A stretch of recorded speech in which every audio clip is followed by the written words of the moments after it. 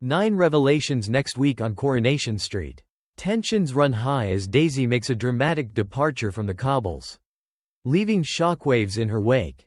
Meanwhile, Debbie's worst fears are realized. Betsy finds herself exposed and in hot water. And Gary faces a tough decision as he considers an uneasy alliance with Mick. 1. Has Daniel uncovered Daisy and Christina's scheme? Daisy and Christina have been weaving a devious plan to con Jenny out of her recent financial windfall, posing as a charming suitor named Dom through a dating app.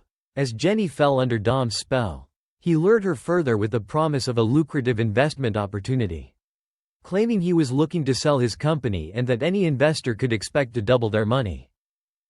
The scam escalated when Dom, supposedly a casual acquaintance of Christina, appeared in the flesh. Meanwhile, Daisy began plotting how she would spend her share of the stolen fortune, even suggesting to her boyfriend Daniel that they use the money to start a new life elsewhere. What Daisy didn't know, however, was that Christina and Dom were secretly in a relationship and plotting to cut her out entirely, planning to vanish with all of Jenny's cash. As the con picks up speed next week, Daisy starts to feel uneasy. Her suspicions are piqued when Christina refuses to let Jenny and Dom communicate directly, fiercely guarding her burner phone. But the real shock comes when Jenny unexpectedly confesses her newfound wealth and her plans to invest in Dom's company. Daisy hadn't anticipated Jenny opening up, and it leaves her questioning whether to push ahead with the scam. Later, when Daniel visits the Rovers, he notices something odd: Christina carrying 2 mobile phones. The discovery plants a seed of suspicion, with Daisy and Daniel's relationship set to unravel by the end of the week. The real question remains: how much of the truth will Daniel uncover before they part ways? 2. Daisy makes a dramatic exit from Weatherfield. Later this week, drama erupts when Jenny informs Daisy that she has transferred the money to Dom. However, Daisy soon stumbles upon a shocking scene, overhearing a suspicious conversation between Christina and Dom in the Rovers' backyard, before catching them sharing a kiss. Just how much of their secret plot has Daisy uncovered? Meanwhile, inside the Rovers, Christina is blissfully leading a packed bingo fundraiser for Julie, unaware of the turmoil brewing just steps away. In the back room, Daisy discovers Jenny in a state of utter panic, suggesting that something has gone seriously wrong and the consequences could be devastating. As Friday's episode approaches, the fallout becomes impossible to ignore.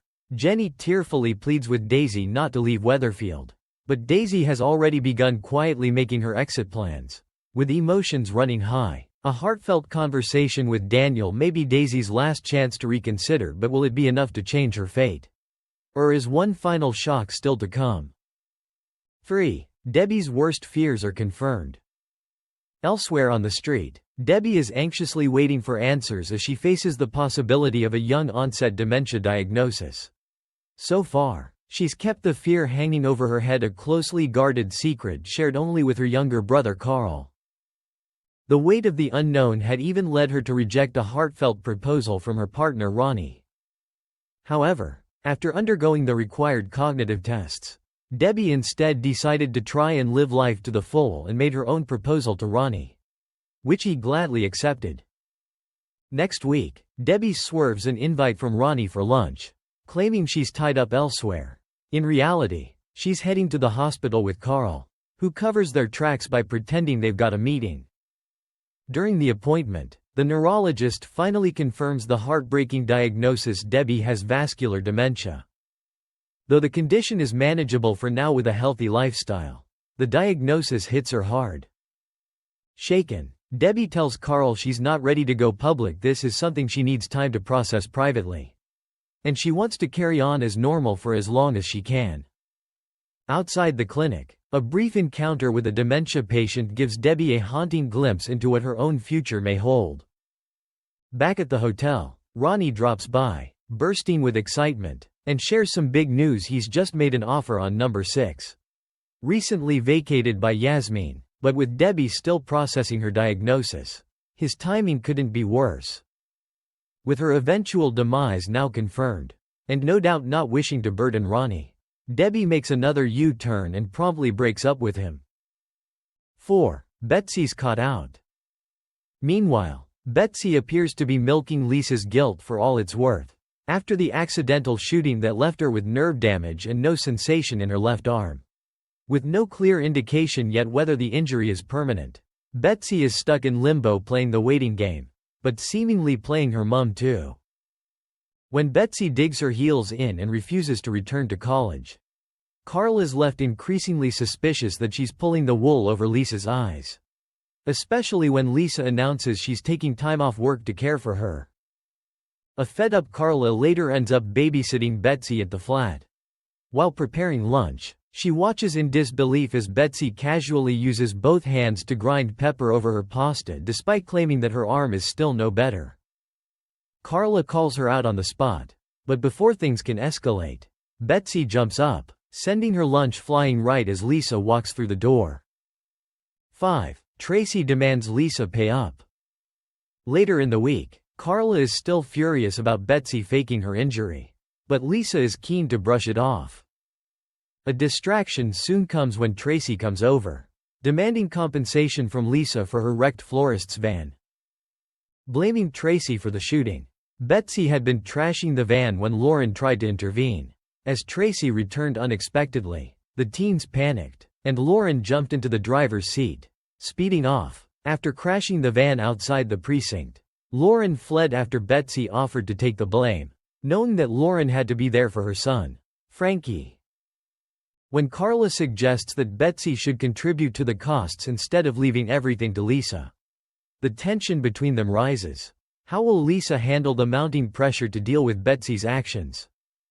Meanwhile, Lauren has been left shaken after receiving an anonymous text from someone who knows she was behind the wheel.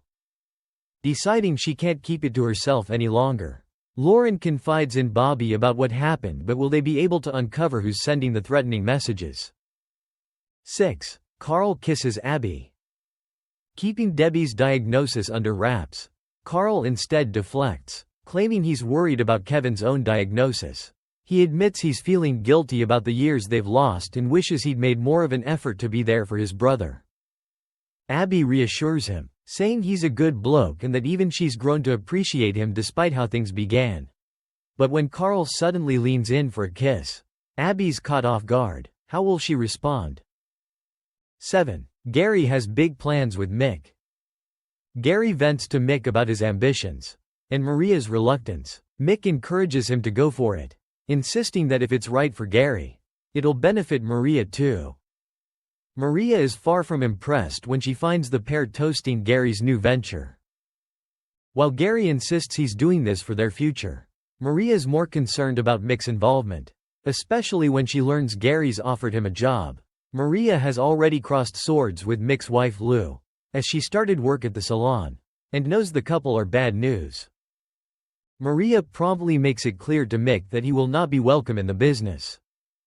Meanwhile, over in the precinct, Liam finds himself in hot water when his phone is grabbed by a group of lads.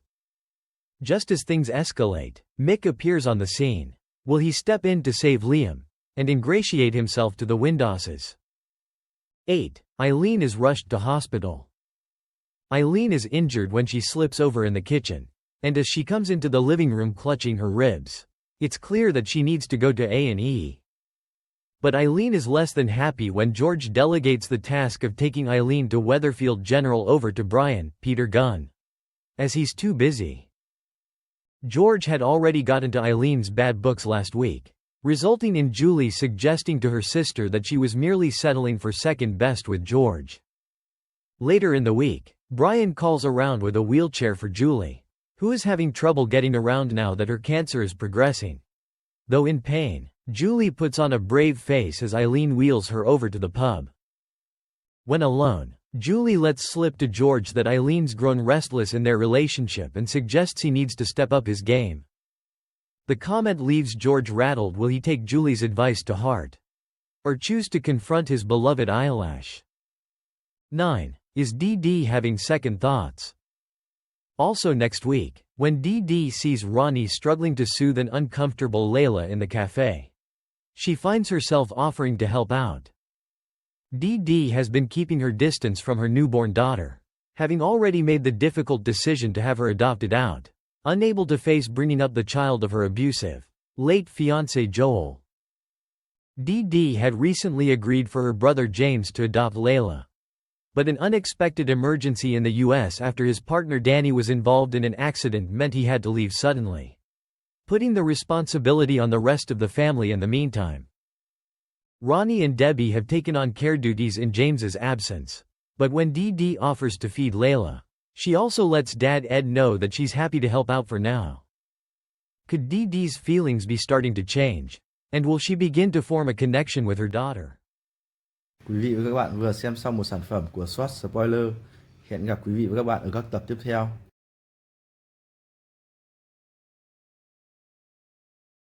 Thanks for watching and stay tuned for more movie spoilers next week. Goodbye and see you again.